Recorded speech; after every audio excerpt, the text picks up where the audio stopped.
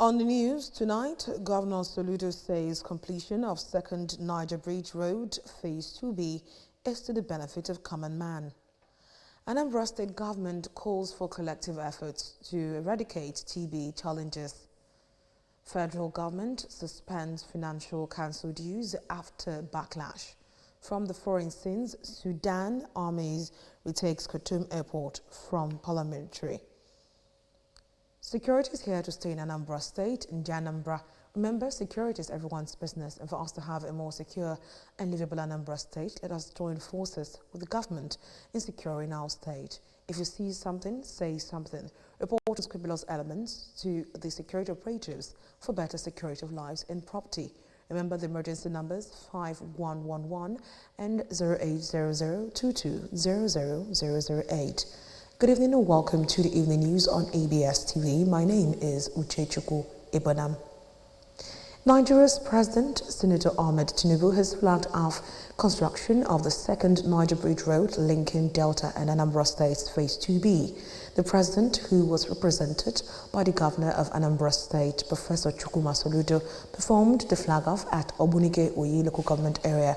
Government House correspondent Ejike Abana filed in the report.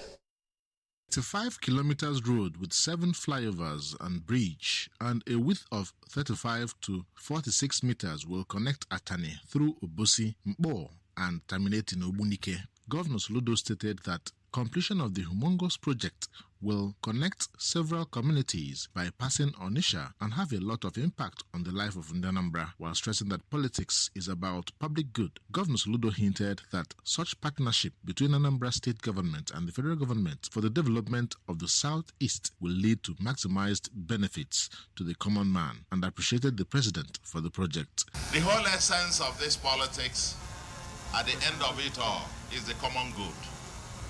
Is the common good. This is huge, this is important, and will be impactful to the lives of the Anambra, and we want to express our gratitude to the President for this particular project. The Minister for Works, Engineer Dave Umahi, who revealed that the project will benefit those traveling down from Lagos, said that the road will have cameras and solar-powered street lights, adding that 30% mobilization has been approved and released to the contractors. Will it be beneficial to my people? Will it help my people? Will it secure my people? That is how to be leader of the people. Not just to be looking for something for yourself. Demonstration of trust, demonstration of love, demonstration of partnership and a grand alliance. No be so. On behalf of CGC Nigeria Limited, I extend my deepest gratitude to the Honorable Minister of Works and the Governor of Anambra State for their invaluable leadership and support in making this project possible. Your commitment to infrastructure development is driving progress and creating opportunities across the nation, and we are proud to be part of this transformative journey. Ejike Abana, ABS News. The Anambra State Governor, Professor Chukwuma Soludo, has restated the commitment of his administration towards restoring adequate security of lives and property to drive development and attract investment into the state. Government House correspondent Emmanuel Okonkwo has details. Governor Soludo stated this through his deputy, Dr. Onyeka Bezim, at Nibo, Oka South local government area, during a cultural display organized by the Anambra State Commissioner of Police, Mr. Ikoye Orutugu of Obama Kingdom in Brass local government area, Bayelsa State. The governor, who commended the new Anambra Police Commissioner for all his efforts in tackling the security challenges in the state in collaboration with other security agencies, emphasized the need for the security operatives not to give up until Anambra regains its status as the safest in the country. If we don't have adequate security of life and properties that we are putting in there, well, where will we be heading to? So I use this to thank the Bayelsians, the Brass, local government, those that have put this together, to honor your son, who have come to yet command another contingent in Anambra State. Earlier in a remark, the Commissioner of Police, Mr. Olutugu, expressed his love for his people's culture and promised to maintain integrity and focus in his service to the Anambra. Anything you do in life, if you are not disciplined, you will end up being nothing. Hope, pray, struggle, work hard, and when hard work meets opportunity, led by grace, success comes. From Nibo in Oka South Council area, I am Emmanuel Okonkwo reporting for ABS News. Anambra State Government has commemorated the 2025 World Tuberculosis Day with a call for all hands to be on deck to eliminate the viral disease. Health correspondent Chibuzo Okoye now reports. The media during a press conference to commemorate the event, which is being held on the 24th March of every year, the State Commissioner for Health, Dr. Afimo Bidike, noted that TB is caused by the Mycobacterium tuberculosis, primarily affecting the lungs but capable of affecting other parts of the body, saying that tuberculosis remains one of the world's deadliest infectious diseases, adding that in 2023, the state achieved 95% of its TB case findings target with a 90% treatment success rate. We continue to build the capacity of our people and also partner with our some NGOs. Most important thing is also some public awareness for people to know that they have, if they have these symptoms of cough, drenching eye sweating, excessive weight loss, they should actually visit hospitals and have themselves tested for this tuberculosis.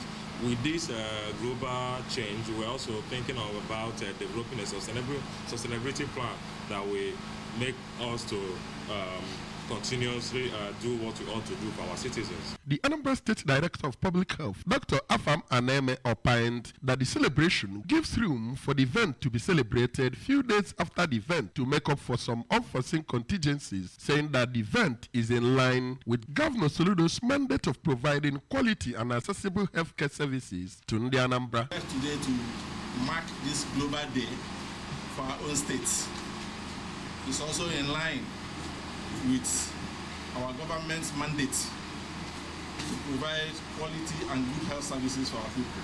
In Oka, this is Chibuzo Okoye for ABS News. Still to come on the news tonight, federal government suspends financial council dues after backlash. Sudan's army retakes Khartoum airport from paramilitary RSF.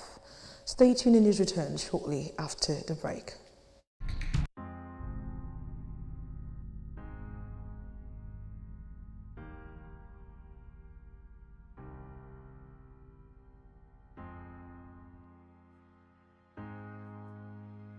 Let's get one thing straight. Being a woman with disabilities doesn't mean you don't have the right to quality sexual and reproductive health information and services. Family planning, maternity care, STI prevention. Every woman deserves access to safe, respectful, and inclusive reproductive health care. My body, my health, my reproductive rights. No limits, no exceptions. Your health matters. Your choices matters. Get informed, get care, and take charge of your future. Nothing ever happens by chance. Really.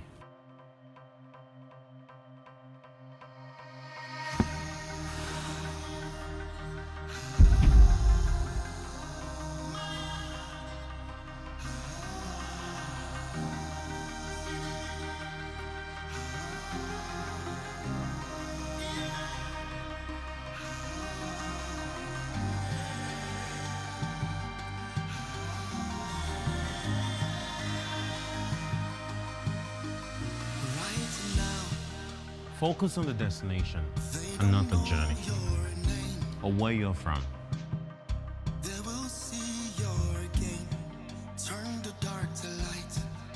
Never ever settle. Make big moves from your small space.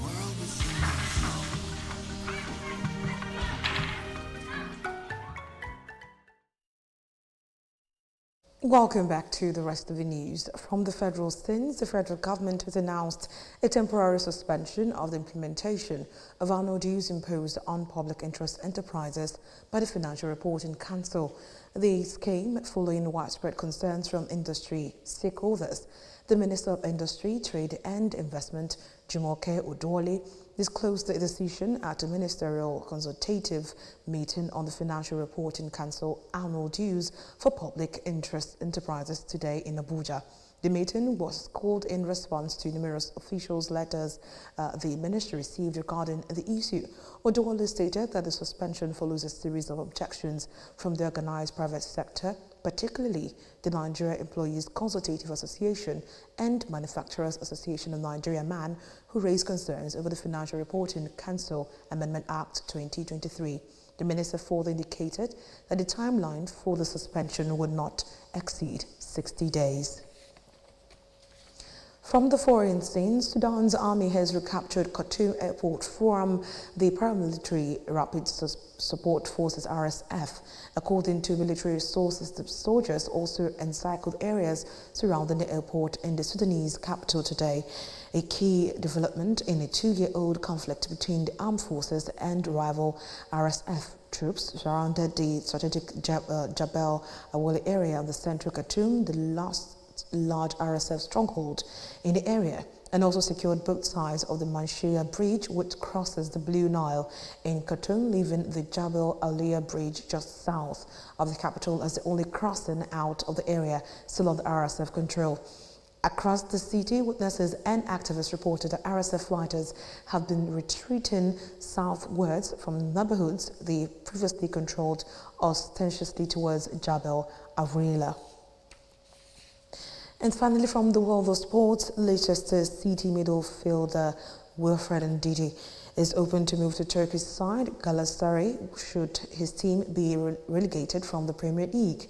The 28-year-old Nigerian international finds himself at a critical juncture in his career as Leicester City struggles in the Premier League, currently languishing in 19th place with just 17 points after a devastating 3-0 defeat to Manchester United on March 16. With Leicester trailing 9 points behind 17th place Wolverhampton Wanderers, these prospects of championship football looms large for the midfielder, who has been a key player for the club. Ndidi, who has made 20 Premier League appearances this season and provided 4 assists, is reportedly keen to continue playing at the highest level. According to the reports, this is not the first time Ndidi has been linked with a move away from the King Power Stadium. Before we end tonight, remember that you can follow us and listen to ABS programs from many parts of the world by liking our Facebook page at Anambra Broadcasting Service. Subscribe to our YouTube channel at ABS Television Oka. On X, formerly Twitter, we are ABS Radio TV. On Instagram, we are ABS Radio TV. You can also log on to our website at www.absradiotv.com. And now the main points that made the news again tonight. Governor Soludo has said completion of Second Niger Bridge Road Phase 2B maximizes benefits to common man. Anambra State Government has called for collective efforts to eradicate TB challenges. From the federal scenes, federal government has suspended financial council dues after backlash. And from the foreign scenes, we told you that Sudan's army has retaken Khartoum Airport from paramilitary RSF. Before we go tonight, this is a special message. Security is here to stay in Anambra State. In the Anambra, remember, security is everyone's business, and for us to have a more secure and livable Anambra State, let us join forces with the government in securing our state. If you see something, say something. Report unscrupulous elements to the security operatives for better security of lives and property. Remember the emergency numbers 5111 and 0800220008. And that's all on the news tonight. My name is Uchechukwu Ibonam. Good night.